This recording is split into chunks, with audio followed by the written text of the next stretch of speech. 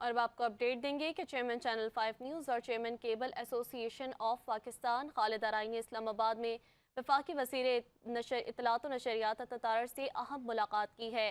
اس ملاقات میں media industry کو درپیش مسائل، مہنگائی کی وجہ سے بڑھتے اخراجات اور کم ہوتی اشتہاری آمدنی پر تفصیلی بات چیت کی گئی۔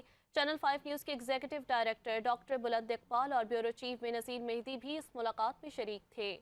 ملاقات میں خالد ارائیں نے میڈیا انڈسٹری کے چیلنجز پر روشنی ڈالتے ہوئے کیبل آپریٹرز کے لیے سبسکرائبر فیس میں کمی کی درخواست کی تاکہ موجودہ حالات میں ان کی بقا کو یقینی بنایا جا سکے۔